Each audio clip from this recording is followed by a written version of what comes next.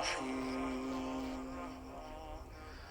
اللهم إني أسألك برحمتك التي وسعت كل شيء وبقوتك التي قهرت بها كل شيء وخضع له كل شيء وذل له كل شيء وبجبروتك التي غلبت بها كل شيء وبعزتك التي لا يقوم لها شيء وبعظمتك التي ملأت كل شيء وبسلطانك الذي على كل شيء وبوجهك الباقي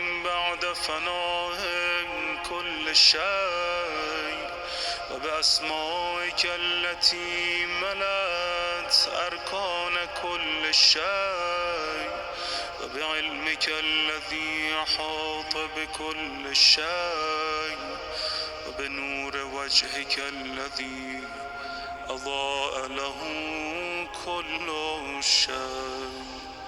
يا نور يا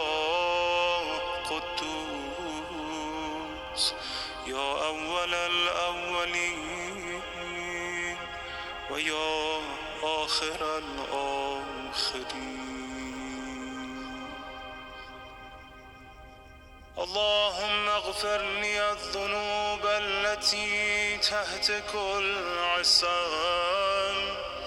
اللهم اغفر لي الذنوب التي تنزل النقام.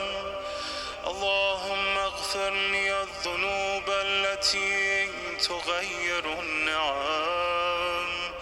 اللهم اغفر لي الذنوب التي تحبس الدعاء.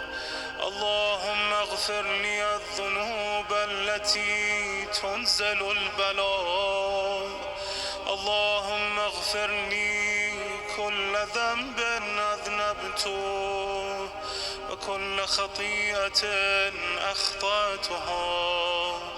اللهم إني أتقرب إليك بذكرك واستشفع بك إلى نفسك واسألك بجودك أن تدنيني من قربك وأن توزعني شكرك وأن تلهمني ذكرك.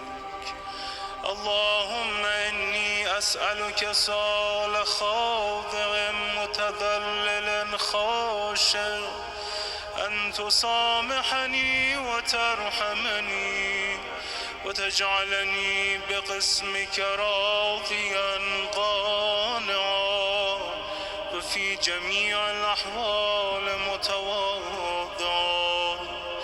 اللهم وأسألك سؤال من اشتدت فاقته وانزل بك عند الشدائد حاجته وعظم فيما عندك رغبته.